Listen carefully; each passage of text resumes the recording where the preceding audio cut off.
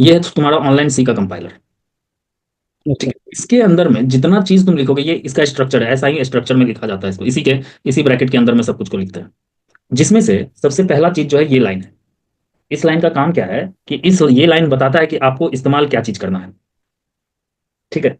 अब इस लाइन के अंदर में आप जो ये लिखे है इंक्लूड, इंक्लूड का मतलब होता है शामिल, शामिल करना।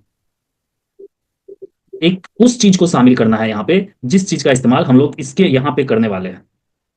ये जो यहाँ पे लिखा हुआ है stdio.h, इसका मतलब होता है कि आप अपने कोड के अंदर में शामिल कर रहे हैं किसको? स्टैंडर्ड। std का मतलब होता है स्टैंडर्ड, और स्टैंडर्ड। IO का मतलब होता है इनपुट आउटपुट। ठीक है, हम यहाँ लिख भी देते हैं स्टैंडर्ड इनपुट आउटपुट।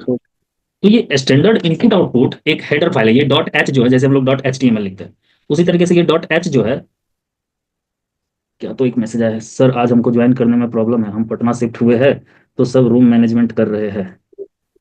अच्छा, ठीक है तो चलो। ओके, तुम कल, ओके तो इसको हम कल कह देते हैं ज्वाइन करें। ओके, कल ज्वाइन करना।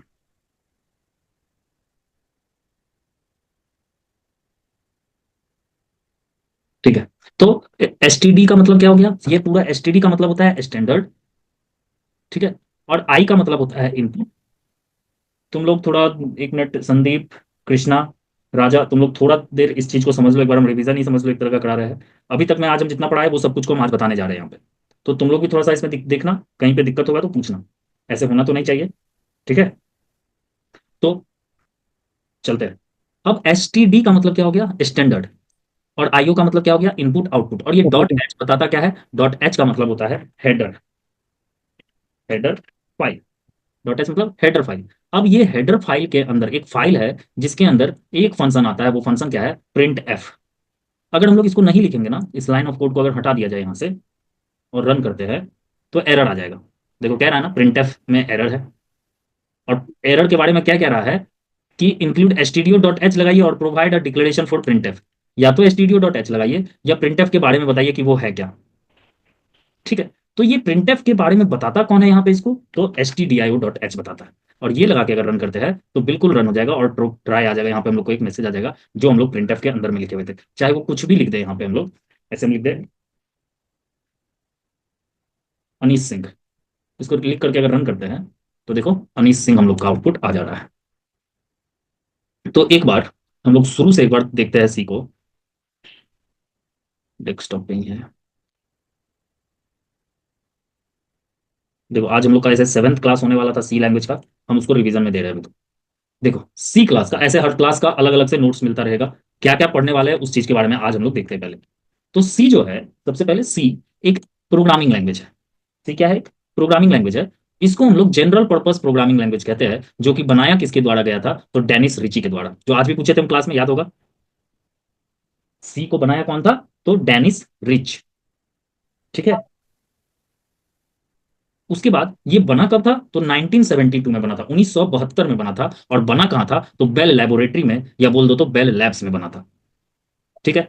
ये जो है प्रोसीजर, प्रोसीजर पे चलता है, एक एक प्रोसेस को करता है पहले, और ये स्ट्रक्चर को फॉलो करता है। और कहा जाए तो ये लो लेवल प्रोग्रामिंग है। ये कौन सा लेवल का प्रोग्रामिंग करता है? लो लेवल प्रोग्रामिंग है। इसका मतलब है कि ये डायरेक्ट मेमोरी को एक्सेस करता है। जो आपका ऑपरेटिंग सिस्टम है उससे ये क्या करता है? डायरेक्ट एक्सेस करता है। जो भी कुछ डायरेक्ट मेमोरी को एक्सेस करे उसको हम लोग लो लेवल या मिडिल लेवल प्रोग्रामिंग लैंग्वेज कहते हैं। ठीक है। अब देखो, अब इस ये सी लैंग्वेज, अभी जैसा हम बताए तुमको कि सी लैंग्वेज क्या होगा, कि सी लैंग्वेज फाउंडेशन है बहुत सारे अभी के प्रोग्रामिंग लैंग्वेज का। जैसे C++ ले लो, जावा ले लो, पाइथन ले लो, ये सब का ये फाउंडेशन है। इसी के द्वारा, इसी के मदद से हम लोग का सी प्रोग्रामिंग लैंग्वेज की मदद से ये सब जो अभी मॉडर्न लैंग्वेज है, पाइथन हो, जावा हो, C++ हो, जावा स्क्रिप्ट हो, ये सब कुछ इसी के मदद से बना है। ठीक है। अब सी लैंग्वेज जो है क्यों पढ़ना चाहिए? क्योंकि सी लैंग्वेज को हम लोग mother of all programming language कहते हैं। बोले तो माँ है, हर प्रोग्रामिंग लैंग्वेज की माँ है सी प्रोग्रामिंग। इसका इस्तेमाल ऑपरेटिंग सिस्टम के डेवलपमेंट में, आपका जैसे वॉशिंग मशीन देखे हो ना, वॉशिंग मशीन में जो टाइमर लगा हुआ रहता है कि वॉशिंग मशीन इतना दूर पे जाकर के अब बजर बजने लगे, उसका आवाज करने लगे, तो वो भी काम हम लोग सी लैंग्वेज से ही करते हैं। तो जितना भी एम्बेडेड सिस्टम है, जैसे वॉशिंग मशीन के जैसा, फैन के जैसा जो सर्किट लगा हुआ है उसमें, उसके जैसा, अगर मीटिंग एंड हो जाएगा तो एक बार रीज्वाइन कर लेना, ठीक है? तो ले अनीस, अगर मीटिंग एंड हो जाता है तो एक बार रीज्वाइन जरूर कर लेना। ठीक है। ठीक है, क्योंकि ये हम पहले स्टार्ट कर दिए थे, नहीं तो 8:40 तक ये मीटिंग चलता, 10 मिनट में ये मीटिंग खत्म हो जाएगा। अब क्या क्या पढ़ना है हम लोगों को उसके बारे में देखो। सबसे पहले सी के बारे में, बेसिक सी ऑफ, इसमें क्या क्या पढ़ेंगे, हिस्ट्री क्या है, इसका फीचर्स क्या है, और स्ट्रक्चर क्या है सी प्रोग्रामिंग का, इसके बारे में पढ़ेंगे। कैसे कंपाइल और रन किया जाता है सी के प्रोग्राम को, उसके बारे में पढ़ेंगे। इसके अंदर में भी हम लोग डेटा टाइप्स पढ़ने वाले हैं और वेरिएबल्स पढ़ने वाले हैं। डेटा टाइप्स में बहुत सारा डेटा टाइप्स है, जिसमें से 4 डेटा टाइप्स का नाम हम यहाँ पे लिखे हैं। कौन कौन सा? इंट, इंट का मतलब क्या, इंटीजर। फ्लोट का मतलब फ्लोटिंग पॉइंट नंबर। कैर का मतलब कैरेक्टर। डबल का मतलब भी फ्लोटिंग पॉइंट नंबर या डेसिमल नंबर। उसके बाद फिर इसमें कांस्टेंट पढ़ेंगे कि क्या होता है कांस्टेंट, मॉडिफाइड किसको कहते हैं, साइंड और असाइंड क्या होता है। फिर इसमें हम लोग एरिथमेटिक ऑपरेटर पढ़ेंगे, जो कि टोटल 7 ऑफ टाइप्स है, जिसमें से कुछ ही टाइप्स हम यहाँ पे मेंशन किए हैं। ऑपरेटर जो काम करवाएगा हम लोगों का, जो काम करने में मदद करेगा। उसके बाद फिर हम लोग, जैसे तुम्हारे क्यू बेसिक में भी था, इफ एल्स स्टेटमेंट, यहाँ पे भी हमको उस चीज को पढ़ना है। स्विच केस, वो भी यहाँ पे पढ़ेंगे। लूप्स, लूप्स में 3 टाइप्स का लूप होगा इसमें, फोर, वाइल और डू वाइल लूप। ठीक है। फिर इसमें हम लोग पढ़ेंगे function and recursion, array and string, pointer and memory management, structures and unions, file handling. देखते हो ना, अभी जो हम लोग वो लोग को पढ़ा रहे थे कि फाइल में डेटा सेव हो रहा था, किसी भी कोई फाइल बनाते थे उसमें जाके डेटा सेव हो जाता था, है ना। जी। तो वो भी चीज हम लोग यहाँ पे पढ़ने वाले हैं इसमें। उसके बाद फिर एडवांस टॉपिक में हम लोग पढ़ेंगे pre processor, multi threading. Multi threading बोले तो एक ही बार में बहुत ज्यादा काम कैसे करवा सकते हैं सी लैंग्वेज से। तो इन सब टॉपिक्स को हम लोग डिटेल में पढ़ेंगे, और ये पूरा का पूरा टॉपिक आपका जो चलेगा लगभग 2 महीने का चलेगा। 2 महीने लगातार क्लास, सैटरडे संडे वीक में ऑफ, बाकी मंडे टू फ्राइडे लगातार क्लास चलेगा। सैटरडे, सैटरडे का जो क्लास होगा वो सिर्फ क्लास चलेगा आपका, तो डाउट का, अगर आपको डाउट है आप व्हाट्सएप कीजिए, मैसेज कीजिए, कॉल कीजिए, उस दिन सिर्फ और सिर्फ डाउट का सेशन चलने वाला है। ठीक है। अब चलो फीचर्स ऑफ सी लैंग्वेज की तरफ। इसमें फीचर्स का बात किया जाए तो ये सिस्टम लेवल प्रोग्रामिंग है। सिस्टम लेवल प्रोग्रामिंग उस प्रोग्रामिंग को कहते हैं जो ज्यादातर ऑपरेटिंग सिस्टम में इस्तेमाल किया जाता है, या वो विंडोज हो, लिनक्स हो, मैक ऑपरेटिंग सिस्टम हो, एंड्रॉयड हो, या आईओएस हो। एम्बेडेड सिस्टम का बात किया जाए, जो माइक्रो कंट्रोलर है, रोबोटिक्स है, स्मार्ट डिवाइसेस है, उसके अंदर भी इसका कोडिंग किया जाता है। माइक्रो कंट्रोलर, जैसे चिप, जैसे माउस का जो वायरलेस माउस होता है, उसके अंदर का जो कंट्रोलर है, उसमें भी सी का कोडिंग किया जाता है। रोबोटिक्स में भी सी का कोडिंग किया जाता है। Game development, high performance computing, मतलब used in scientific computing, AI and big data processing, इसका इस्तेमाल इसीलिए किया जाता है क्योंकि ये बहुत फास्ट है। Cyber security and networking, cyber security क्यों, क्योंकि ये डायरेक्टली आपका मेमोरी से इंटीग्रेट करता है, मेमोरी से जाके बातचीत करता है, इसीलिए इसका हम लोग इथिकल हैकिंग में भी इस्तेमाल करते हैं।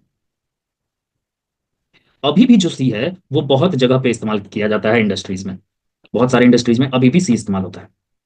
तो यूजेस कहाँ का हम लोग को समझ में आया, ऑपरेटिंग सिस्टम में, एम्बेडेड सिस्टम में, गेम डेवलपमेंट में। अब कंपाइलर डेवलपमेंट समझो, कंपाइलर डेवलपमेंट किसको कहते हैं। कंपाइलर डेवलपमेंट वो डेवलपमेंट है जहां पे हम लोगों की चीजों को समझ के उस चीज को कंप्यूटर को समझाया जाता है, कंप्यूटर के भाषा में, वही है कंपाइलर। उसी को क्या बोलते हैं, कंपाइलर। तो कंपाइलर, जितना भी कंपाइलर है, many programming language are written in C, बहुत सारा कंपाइलर सी लैंग्वेज में ही लिखा गया है, और इसका नेटवर्किंग में काम किया जाता है और डेटाबेस मैनेजमेंट सिस्टम में। अब इससे हम लोग कुछ कुछ प्रोजेक्ट भी बना करके देखेंगे। सबसे पहले आसान प्रोजेक्ट का बात किया जाए तो एक कैलकुलेटर बना के देखेंगे, एक अपना खुद का कैलकुलेटर, जिसमें आप जैसा काम चाहे उस तरीके का काम हो पाएगा। एक स्टूडेंट मैनेजमेंट सिस्टम का सॉफ्टवेयर बनाएंगे, जहां पे आप स्टूडेंट को अपने से खुद से मैनेज कर सकते हैं, कि कौन स्टूडेंट आया, उसका नाम क्या है, पिताजी का नाम क्या है, वो आपके डेटाबेस में सेव भी होगा। फिर लाइब्रेरी मैनेजमेंट सिस्टम, जिसमें हम लोग कर्ड ऑपरेशन करेंगे। कर्ड ऑपरेशन का मतलब होता है कि C for create, R for read, U for update and D for delete. इस ऑपरेशन को हम लोग परफॉर्म करेंगे। और कुछ इंटरमीडिएट लेवल का आप लोग को कोडिंग में हम लोग टिक टैक टोए गेम, जो कि क्रॉस और जीरो वाला गेम होता है, उसके जैसा गेम बना करके देखेंगे। और स्नेक गेम, जो कि ग्राफिक्स होता है सी में, उसकी मदद से बनाते हैं, जो बचपन में हम लोग खेलते थे मोबाइल में, जो सांप कुछ को खाता था वो तो बड़ा हो जाता था, लाइन से टकरा जाता है तो मर जाता है, तो उसके जैसा कुछ गेम हम लोग इसमें बना करके देखेंगे। अब एक छोटा सा यहाँ पे हम टॉपिक लिखे है कि आप पढ़ेंगे तो C is like the first love of programming, कि सी जो है एक ऐसा है कि हम लोग का पहला प्यार है प्रोग्रामिंग लैंग्वेज के अंदर में। अगर आप इसको पढ़े तो आप इसको फिर कभी नहीं भूलेंगे। अगर आप इसको अच्छे से पढ़ लेंगे तो आप इसको फिर कभी नहीं भूलेंगे। बस अच्छे से पढ़ना पड़ेगा सी लैंग्वेज को। हम लोग अपने दूसरे क्लास की तरफ चलते हैं। देखो, सबसे पहले स्ट्रक्चर ऑफ सी प्रोग्राम। तो स्ट्रक्चर ऑफ सी प्रोग्रामिंग के अंदर में हम लोग देखेंगे क्या क्या चीज। तो सबसे पहला लाइन जो लिखा जाता है वो हैश टैग इंक्लूड वाला, उस चीज के बारे में। एक मिनट, हम इसको क्रोम ब्राउजर पे खोल ले रहे हैं। तो देखो, अब सी प्रोग्रामिंग के अंदर में सबसे पहला लाइन जो लिखा जाता है तो वो प्री प्रोसेसर डायरेक्टिव होता है। जैसे देखोगे तो सबसे पहला लाइन हम लोग यहाँ पे ये जो लिखा हुआ था, तो ये क्या है, प्री प्रोसेसर डायरेक्टिव। अब उसी के जैसे हम लोग इसमें लिख सकते हैं include stdio dot h, conio dot h, string dot h, बहुत सारा हेडर फाइल है जिसका इस्तेमाल हम लोग आगे चल के करने वाले हैं। उसके बाद फिर लिखा जाता है मेन फंक्शन। देखो यहाँ पे फिर लिखे, इसको क्या बोल देंगे हम लोग कि ये हम लोग का मेन फंक्शन, जहां से कोड एग्जीक्यूट होना, कोड रन होना स्टार्ट होता है। कोड का एग्जीक्यूशन प्रोसेस स्टार्ट कहां से होगा, तो हमेशा ध्यान रखना है कि उसका एग्जीक्यूशन प्रोसेस स्टार्ट जो है, उसका रन करने का वो फेज जो स्टार्ट होता है वो कहां से होता है, मेन मेथड से होता है। फिर चलते हैं, फिर देखो उसके बाद आता है वेरिएबल डिक्लेरेशन। ये ऑप्शनल है कि जब आपको वेरिएबल का नीड है तो आप वेरिएबल डिक्लेरेशन करते हैं, जब आपको नीड नहीं है तो आप वेरिएबल डिक्लेरेशन को छोड़ भी सकते हैं। जैसे कि यहाँ पे हम लोगों ने कोई भी वेरिएबल डिक्लेरेशन नहीं किया है, किसी भी तरह का कोई भी वेरिएबल नहीं डाले। वेरिएबल होता क्या है वो हम लोगों को अपने आगे के क्लास में पता चलेगा। फिर हम लोग फोर्थ नंबर पे चलते हैं। देखो लिखा हुआ है स्टेटमेंट्स एंड एक्सप्रेशंस। कोई भी आप अपना लॉजिक, कोई भी प्रिंट स्टेटमेंट, कुछ भी जो आपको प्रिंट करना है अपने प्रोग्रामिंग में, उस चीज को हम लोग इस लाइन के पास में लिखते हैं, ये वाला। देखो आप लोग का क्लास खत्म होने वाला है अभी 1 मिनट के अंदर में। जैसे ही खत्म हो जाए रीज्वाइन पे क्लिक करना और दोबारा से इसको ज्वाइन करना। ठीक है, तो ये हम लोग का प्रिंट स्टेटमेंट। आगे चलो, उसके बाद सबसे लास्ट में क्या है, रिटर्न स्टेटमेंट। ये भी ऑप्शनल है। रिटर्न स्टेटमेंट का क्या काम है कि जब हम लोग अपना सारा कोडिंग खत्म कर लिए तो आपको अब आउटपुट में क्या चाहिए, उस फंक्शन से आपको क्या रिटर्न चाहिए, उस चीज को हम लोग अपने सबसे लास्ट लाइन में लिखते हैं।